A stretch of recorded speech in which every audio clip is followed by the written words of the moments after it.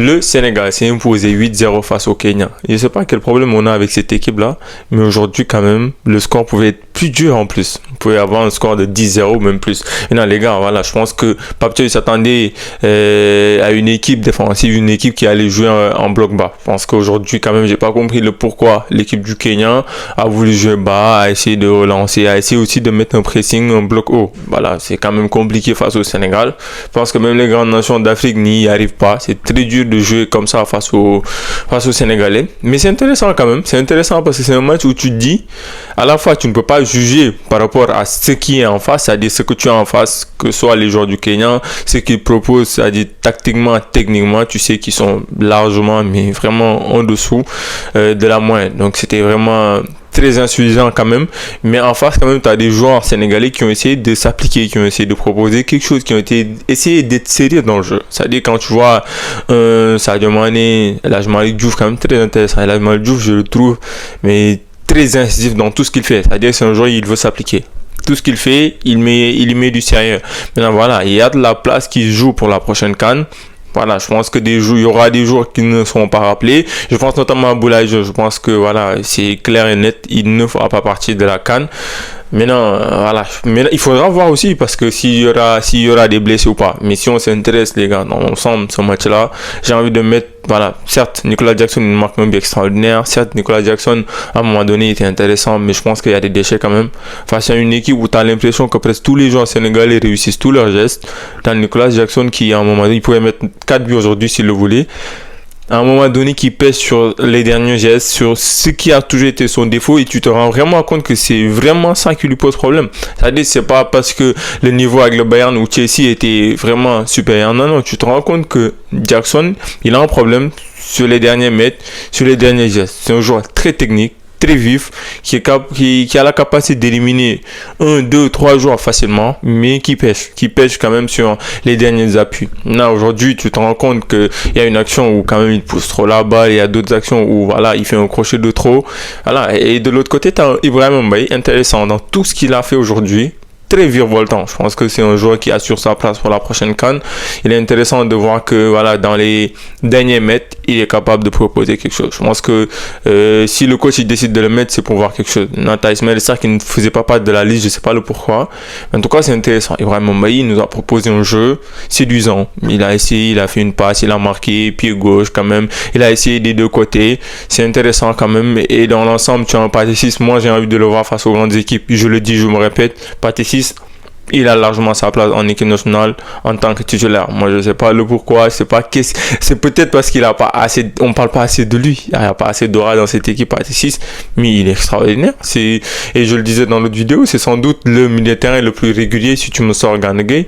Mais il est extraordinaire, les performances de Pathé Ciss avec le Rayo Vallecano, que ce soit face au dernier des Ligas ou face au premier, il fait toujours les mêmes matchs. Il est exceptionnel. Maintenant, aujourd'hui, quand même, l'adversaire fait qu'en sorte que tu peux pas sortir quelque chose de concret dans ce match-là. Mais Pathé Ciss, dans tout ce qu'il fait, passe, relance, les relances, les interceptions, voilà, et c'est quelques dribbles qui tentent. C'est extraordinaire. Tu vois qu'il y a une touche de plus. Il y a quelque chose qui fait que il y a une place pour essayer de le mettre en tant que titulaire un match et voir ce que cela va donner.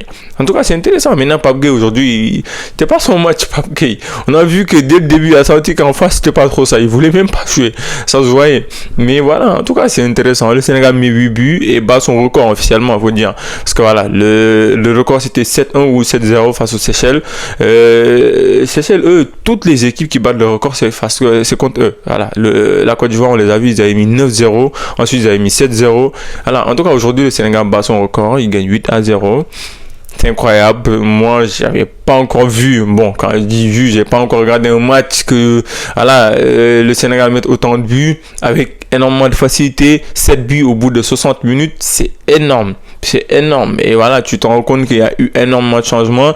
Sinon, le score pouvait être plus salé. Donc, c'est intéressant. Ça permet aux attaquants de se mettre en confiance. Ça permet à Sadio Mané, quand même, qui depuis trottinait, mais qui depuis aussi retrouve la confiance petit à petit, de continuer à marquer. Il a marqué aujourd'hui son 50e but avec l'équipe nationale du Sénégal. Notre meilleur joueur, notre légende, Sadio Mané. Et ensuite, tu as à côté Sadio Mané. Et les gars, j'ai envie de parler d'un joueur. Moi, Sabaly, je l'adore. Sabaly, quand il rentre en jeu, il est toujours extraordinaire. Face à n'importe quelle équipe. Le mec, sur son côté, il déborde. Il a faim. Mais avec Med, c'est pareil. Je sais pas pourquoi il est resté à Med cette saison, mais je pense que l'année prochaine, il va. Ou même peut-être durant l'hiver, il va partir. Il est extraordinaire. Sabaly, c'est très très fort et c'est vraiment l'un des futurs de l'équipe nationale du Sénégal. Mais les gars, moi, j'ai envie de vous poser une question. Selon vous, qui est... Bon, si vous avez 2 ou 3 joueurs pour me dire, selon vous, quel joueur ne sera pas parmi les sélectionnés pour la CAN, mais il y a peut-être les blessures qui font que tu ne sais pas encore la liste officielle, mais Mamadou, Lamine Camara, intéressant, mais tu te dis, bon, la CAN, est-ce qu'il sera là quand même quand tu as Lamine Camara qui reviendra, normalement qui sera de retour, quand tu as Habib Diarra qui sera de retour, quand tu as Gana en forme, Pathé 6, Pape Matar Sarr, waouh, ça fait beaucoup de noms quand même, il y a Mandiaye qui, bon, plus offensif quand même, avec les attaquants, donc là, quand même, c'est compliqué. Moi, l'équipe nationale du Sénégal, incroyable, c'est vraiment très fort quand même quand tu vois le vivier, tu te dis, t'oublies des noms à chaque fois, tellement il y a des joueurs. Et tellement tu te dis que il y a peut-être un futur qui est en train de se créer petit à petit. Il y a des joueurs qui sont petit à petit en train de passer le flambeau. Je pense notamment à Mamadou Sarr qui a fait ses débuts aujourd'hui, à côté de la légende. Kalidou Koulibaly, notre capitaine, notre champion, comme on dit. Kalidou Koulibaly, capitaine. On a hâte, les gars. On a vraiment hâte de jouer cette CAN parce que, comme la dernière CAN, on n'a pas eu ce qu'on voulait. On est resté sur notre fin parce que ce Sénégal-là avait tout pour aller chercher quelque chose. Mais non, on a failli face à la Côte d'Ivoire qui a finalement remporté la CAN, l'édition passée. Donc on espère que cette édition sera pour nous. On l'espère, faut prier. On espère que le Sénégal va gagner cette CAN et que ce sera notre deuxième étoile. En tout cas, on a tout ce qu'il faut. Un coach intéressant dans tout ce qu'il propose, des joueurs, un public, et il y a une motivation et il y a une cohésion dans ce groupe. Tu sens que les joueurs veulent jouer ensemble, tu sens que les joueurs veulent proposer quelque chose. Et voilà, qu'est-ce qu'on demande de plus? On demande rien. On espère juste que, voilà, parler du match face au Brésil quand même. On a que ce début face aux Brésiliens. Je pense qu'on n'avait pas, moi y compris, on n'était pas encore, on n'était pas encore sorti du match. Le Sénégal a fait un bon match face au Brésil.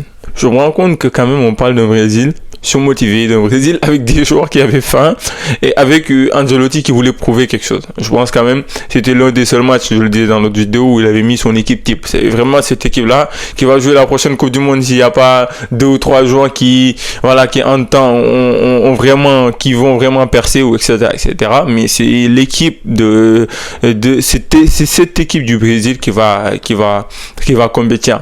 Maintenant, dites-moi quand vous pensez du match, même s'il n'y a pas énormément de choses à dire. Dites-moi quand vous pensez des joueurs quand même qui ont été titularisés. Comme je pense à Ibrahim Mbaye, je pense à Mamadou Sarr, je pense aussi à Pathé 6 aussi, qui fait un match intéressant. Et là, je m'en Diouf. Voilà, et merci de vous abonner.